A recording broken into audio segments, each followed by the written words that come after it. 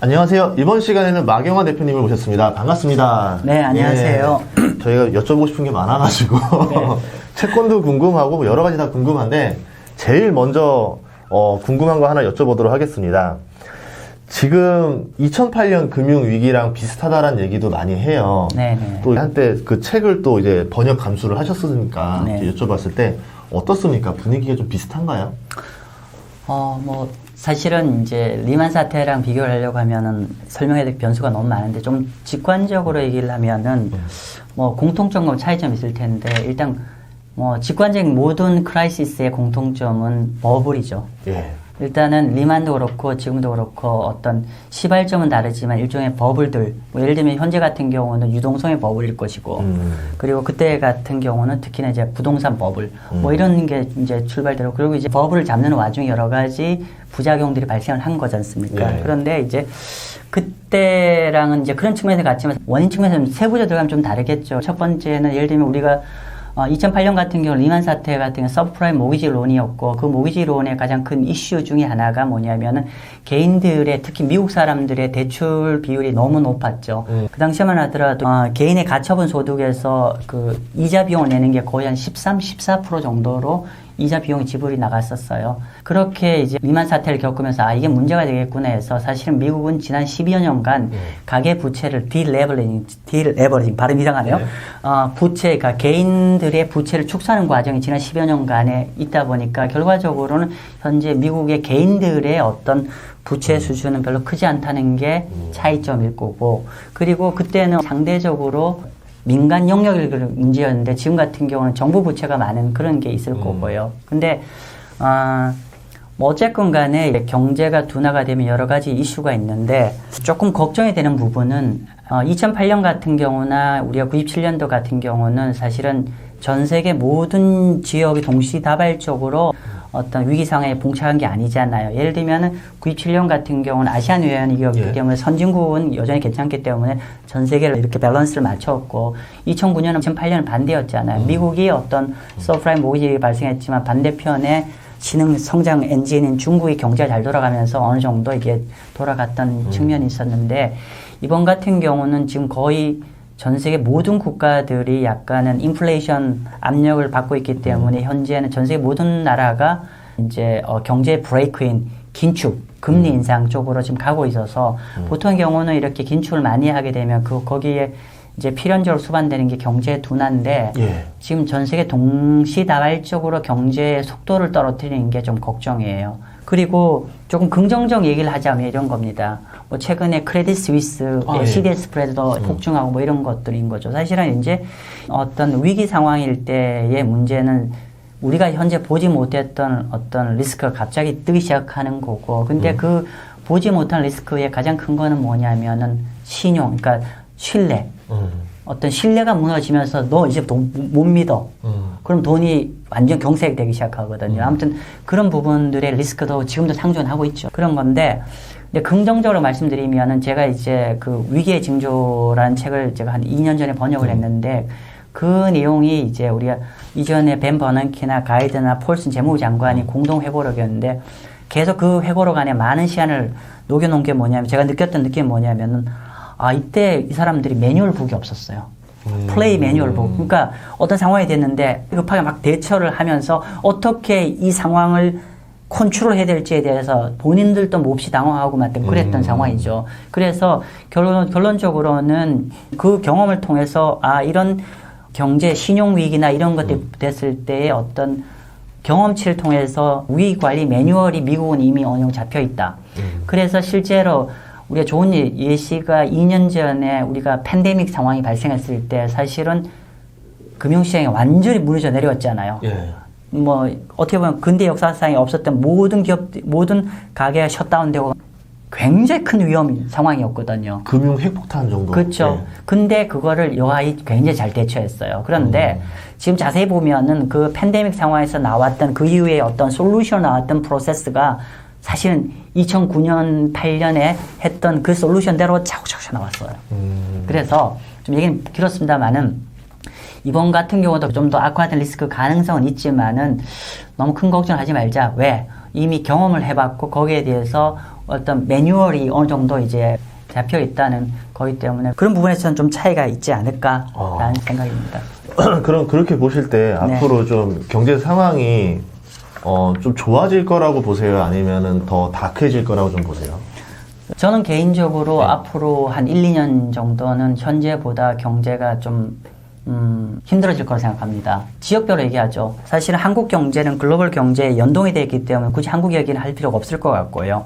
글로벌 경제 방향타를 보면은 일단 크게 우리가 경제 3축이잖아요. 미국, 유럽, 중국인데 먼저 유럽은 확실한 리세션에 들어갈 가능성이 거의 확실하고요. 중국 여전히 프로퍼티 부동산 시장 회복을 못하고 있습니다. 지지부진하고 있고 여기에다가 미국이 원래는 대다수의 내년에 글로벌 투자은행들의 비율은 소프트 랜딩이었어요. 소프트 랜딩은 마이너스 성장을 하는 게 아니라 성장률이 둔화가 되는 정도가 소프트 랜딩이라고 하는데 최근에 우리가 미국의 정책 당국이 생각보다 시장의 마켓 예측보다 브레이크를 더 세게 잡는 거죠. 그러면서 전체 중심축의 소프트 랜딩에서 리세션 방향 쪽으로 계속 무게축구가 이동하고 있죠. 이렇게 되면은 전 세계 경제를 한 삼각축이 이렇게 둔화가 되고 있으면 한국은 당연히 더 힘들어질 거고 제가 오늘 오면서 PMI 지표라고 있잖아요. 맞아요. 주식 투자하시는 분들의 가장 중요한 지표가 미국 기준으로는 노동시장이 제일 중요하고 두 번째로 주식시장이 중요한 게 PMI 지표지 않습니까? 그런데 어젯밤에 발표되어 있는 거 글로벌 PMI가 드디어 코로나 팬데믹 이후에 처음으로 50 아래로 떨어졌어요.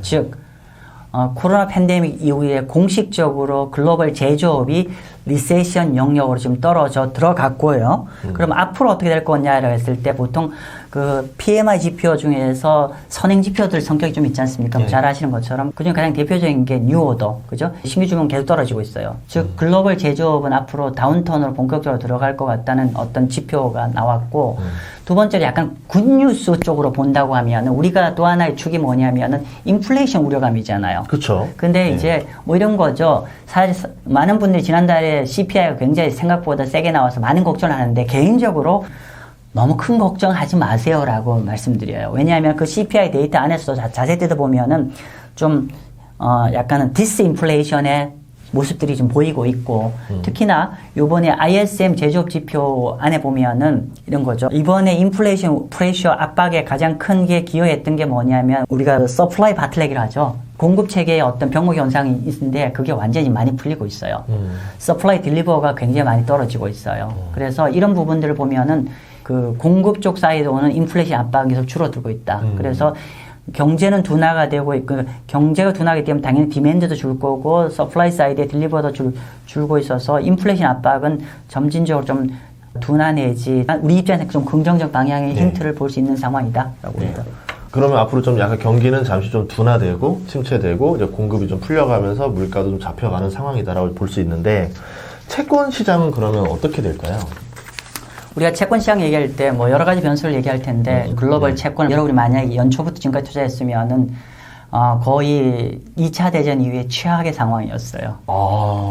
예, 거의 단순 승률은 최악이었습니다. 무슨 말이냐면은 우리가 이제 좀 원론적 얘기입니다만은 채권 가격 금리와 반비례한 그런 거잖아요. 즉 최근에 채권 가격 수익률이 이만큼 빠졌다는 거는 반대로 금리가 이만큼 올랐다는 거잖아요. 그러면 우리가 미국 국채 금리 갖고만 얘기하다 금방 이해되실 거예요. 연초에 금리가 얼마였냐면 한 1% 내외 정도밖에 안 됐고, 근데 지금 거의 4% 육박하잖아요. 금리가 3% 이상 폭등을 한 거거든요. 그러면 당연히 채권 가격은 하락한 겁니다. 채권 시장에 방금 영향을 말씀해 주셨는데, 첫 번째는 경제가 둔화가 될 것 같고, 두 번째 인플레이션이 현재 높지만 점진적으로 잡힐 거라고 보는 관점에서는 결론적으로 얘기하면 채권은 앞으로 시간이 갈수면 갈수록 여러분의 관심을 가질 만큼 매력적이 될 겁니다.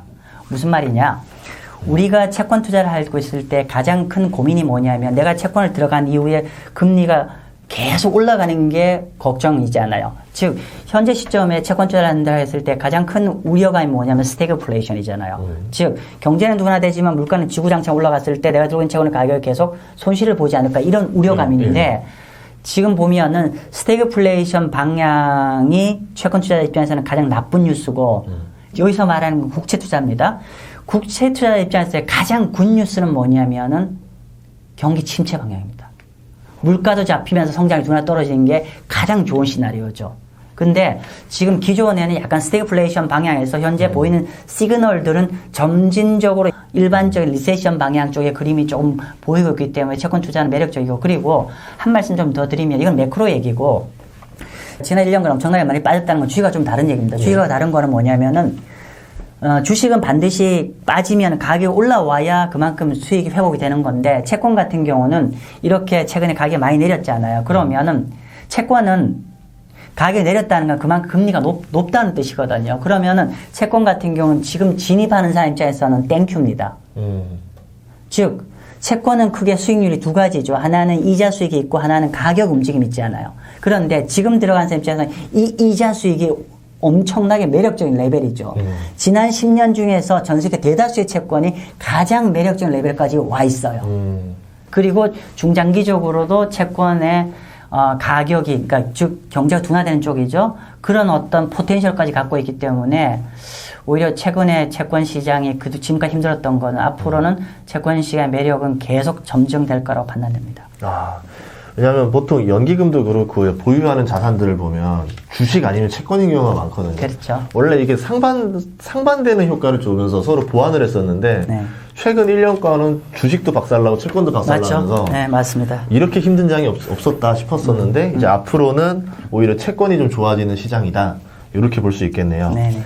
그러면 언제쯤부터 좀 좋아질까요? 이 타이밍도 되게 궁금하거든요. 여기서 이제 제가 우리 유튜브 보시는 분이 조금 좀 구분할 필요가 있는 게 뭐냐면은 지금 여러분이 보실 때 채권은 크게 두 가지입니다. 하나는 발행한 주체가 정부가 하는 게 국채가 있고요. 그리고 정부가 아닌 기업들이나 공공기관이 발행했던 일종의 회사채, 이렇게 두 가지를 구분할 수 있는데, 오늘 제가 어떤 큰 그림에서 채권의 로직을 설명드릴 때는 제가 국채를 기준으로 말씀드린다는 말씀을 좀 드리겠습니다. 일단은 국채 기준으로 이런 이제 채권의 설명을 좀 드리면은, 사실은 이런 제가 인터뷰를 했을 때 가장 첫 번째 질문이, 제가 어떤 채권 얘기를 하면은 첫 번째가 지금 너무 빠르지 않아요? 왜? 우리가 알고 있는 시중 금리는 계속 올라가고 있으니까. 그래서 이제 본인들이 알고 있는 상식은 채권 금리와 가격은 반비례 관계인데, 현재 각국의 중앙은행들이 금리를 인상을 하고 있는 타임이기 때문에 지금 들어가면 깨지는 거 아닙니까? 라는 질문. 그래서 여기서 두 가지 이해를 하실 필요가 있을 것 같아요. 첫 번째는 정책금리와 그 다음에 시장금리를 구분할 필요가 있을 것 같다. 즉 대다수의 지금 뉴스에 회자되는 거는 정책금리입니다. 예를 들면 FRB 금리라든지 BOK, 한은에 결정하는 거는 정책금리다. 근데 이제 저희가 주로 보는 건 이거지만, 사실은 여러분이 만약에 국채를 투자한다면 여기에 투자하는 게 아니거든요. 즉 우리가 만약에 국채를 투자한다고 하면 시장 국채금리에 투자하는 거고, 보통의 경우는 국채금리의 기준, 시장금리라고 하면 10년 만기 국채가 시장금리입니다. 자, 그러면 정책금리와 시장금리라는 그런 차이를 이해를 하실 필요가 있을 것 같고, 그런데 어쨌건 간에 정책금리가 아직 금리 인상 사이클의 진행 중이잖아요. 네. 정책금리보다 시장금리가 먼저 정점을 찍는다. 예, 먼저 정점을 찍는다. 그럼 이걸 설명드릴 수 있는 방법론은 여러 가지가 있는데, 자, 첫 번째는 정책금리는 정부가 관리하는 거잖아요. 그쵸? 정부가 관리하는 거고, 시장금리는 시장의 투자자들이 앞으로의 전망을 담아서 투자하는 거죠. 참고로 주식시장과 국채시장은 시장의 참여자가 좀 달라요. 즉 뭐냐면 주식시장 같은 경우는 리테일 투자자, 즉 개인 투자자가 굉장히 많이 참여를 하고 있지만, 국채 마켓은 그냥 리테일 투자자가 없다 생각하시면 됩니다. 즉 상대적으로 국채시장이라는 건 연기금이라든지 뭐 이런 굉장히 큰 전문 투자자들의 플레이그라운드잖아요. 그러면 오히려 이 사람들은 지금 당장보다는 2, 3년 뒤에 어떤 경제의 영향 이런 걸 다 분석해서 투자를 하기 때문에, 그래서 결론적으로는 정책금리가 만약에 1년 중에서 12월 달까지 금리 인상을 한다고 하면은 3, 4분기 정도 들어가면 국채금리가 정점 찍혔어요. 그래서 실제적으로 이제 정책금리가 터미널 레이트가 어느 정도 세팅이 되면 그 선제적으로 꺾인다는 거고요. 그리고 이걸 좀 더 말씀드리면은, 그러면 알겠는데 우리가 시장금리가 정책금리가 먼저 움직이는데, 근데 정책금리 인상 초기에는 같이 올라가는 거 아닙니까? 같이 올라가거든요. 정책금리 올라가면 시장금도 같이 계속 이렇게 올라가잖아요. 근데 어느 순간부터 제가 말씀드린 거는 정책금리 계속 올라가는데 얘는 안 따라 올라간다는 얘기거든요. 그렇죠. 선반영한다는 얘기잖아요. 그렇죠. 예. 선반영되는 건데 우리가 여기서 이해할 거는 중립금리 이런 거잖아요. 원래는 미국 연준 같은 게 어떤 정책의 목표가 두 가지잖아요. 하나는 완전 고용이고 하나는 인플레이션 통제잖아요. 예. 참고로 미국 실업률이 언더 4%이기 때문에 이미 완전 고용 레벨 다 도달했고 얘들이 현재 가장 주력하는 건 인플레이션 컨트롤이잖아요. 예. 그러면 인플레이션 컨트롤 하기 위해서 하는 게 뭐냐면은 결국은 정책 금리를 올리면서 경제의 어떤 페이스를 떨어뜨려서 디맨드를 죽이는 방법이 논이잖아요. 중립금리라고 하면 순기능은 극대화, 역기능은 최소화 시점. 최적의 그렇죠. 금리. 그 인플레이션을 잡으면서도 네. 경제가 훅 가는 예. 둔화되는 리스크는 최소화시킬 수 있는 정도 레벨이라고 얘기를 하는데 네. 보통의 경우는 이제 2.5% 내외 정도 얘기하잖아요. 정책금리 수준으로. 근데 어느 순간부터 그러니까 정책금리 언더에서 금리 올리는 거는 인플레이션 잡는 순기능은 좋고 역기능은 미미하기 때문에 별로 영향이 없는데 이거를 비트하고 넘어가는 시점부터는 이게 좀 달라지는 거죠. 금리 인상할 때는 초기에는 인플레이션 이슈가 가장 큰 컨선이었지만 정책금리가 중립금리를 넘어가면서 이 레벨과 멀어지게 올라가면 갈수록 어떻게 경제 둔화 쪽, 경기 침체 쪽에 마켓의 포커스가 바뀌는 거죠. 그렇죠. 그러다 보니까 장기금리가 초기엔 같이 가지만 시장금리가 더 이상 안 따라가는 이유가 그런 거죠. 그런데 미국 같은 경우는 지금 3.25잖아요. 예. 그러면 미국은 이제 넘어가기 시작합니다. 본격적으로. 그렇기 때문에 저는 정책금리 종료 전에 한 분기나 뭐 한 3, 4개월 전부터 투자를 시작하는 걸 추천을 드리고요. 그리고 이론적으로 국채를 투자인 최적기는 시중금리가 정점일 때 투자하는 게 제일 좋은 거잖아요. 네. 근데 저희 못 맞춰요. 안 맞춰요. 못 맞추죠. 그럼 어떻게 되냐면 저는 이렇게 말씀드리는데 그냥 이 전체 꼭지가 예상되는 거에 한 8분 능선 정도 왔다고 생각하면은 투자를 개시하시길 추천드려요. 그럼 이렇게 얘기하면 또 어떤 분은 야 금리 갈 가능성이 있는데 뭐 이렇게 일찍 투자하냐 이렇게 말씀 주실 수 있지만은 우리가 지금이 정점인지 다음 달 정점인지 잘 몰라요. 그 단지 큰 그림에서 이 정도 되면 매크로에 임팩이 있을 것 같아서 뭐 그런 거라고 판단되고요. 그래서 지금은 그 정도 레벨이 왔고 근데 추천드리는 거는 분할로 매수하십시오. 분할로 매수하십시오. 채권도 분할로 가야 된다. 예. 어떤 특정한 채권을 그냥 여기에다가 특정한 시점에 몰빵으로 들어가지는 마세요. 즉, 채권도 단기 채권을 포트를 짜서 이거를 몇 피스로 나누어서 투자를 해서 그러니까 어떤 포인트를 사는 게 아니라 타임을 사십시오. 기간으로 사야 된다. 예, 예. 마켓 타임을 예측하지 말라는 거죠. 예, 맞습니다. 근데 최근에 또 말씀해 주신 대로 확 와닿는 게 한 달 전인가 미국채 10년물 금리가 4%를 살짝 넘겼었어요. 네, 네. 그러다 이제 어젯밤 기준으로 3.5%대까지 떨어졌었거든요. 네, 네. 그러면 이것도 이제 채권을 사야 되는 시그널인가요? 사실은 네. 단기적으로는 사실은 잘 모르겠습니다. 왜냐하면은 이게 단기적인 경우는 여러 가지 이슈들이 있죠. 일단은 4% 일시를 넘었고 네. 다시 3.5% 깎는 게 결론적으로는 시장이 그냥 우리가 주식 얘기할 때 이렇게 얘기하잖아요. 주식이 원래 방향이 이런데 갈지자 방에 더 올라갔다 내려갔다 이렇게 그쵸, 하는 그쵸. 것처럼 지금 채권 시장도 약간 그렇게 움직인다고 보시면 될 것 같아요. 첫 번째는 최근에 금리가 4%까지 오버슈팅 나갈 때 원인을 보면은 FRB가 터미널 레이트를 시장 예측보다 지금 4% 중반까지 올리겠다 얘기를 하면서 시장에서 그거를 이러다가 굉장히 금리가 끝간데 없이 올라갈 여지가 있다 이런 우려감 때문에 약간 오버슈팅 간 것 같고요.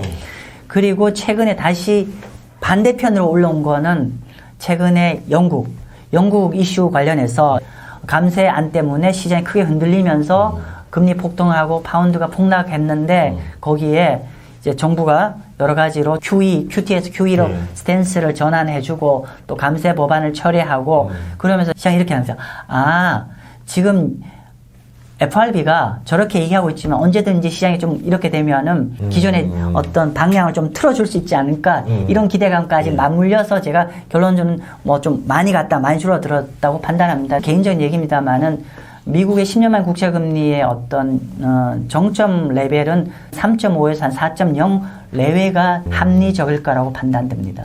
적당한 온도. 샤워실의 바보라고 하잖아요. 저도 그런 것 같은데 막상 보면 미지근한 딱 안 맞춰놓고 조금 뜨겁게 해놓은 다음에 오 뜨거 이러고 나서야 맞아요. 그래서 좀 낮춘 맞아요. 것처럼 맞습니다. 아 그렇게 볼 수 있다. 네.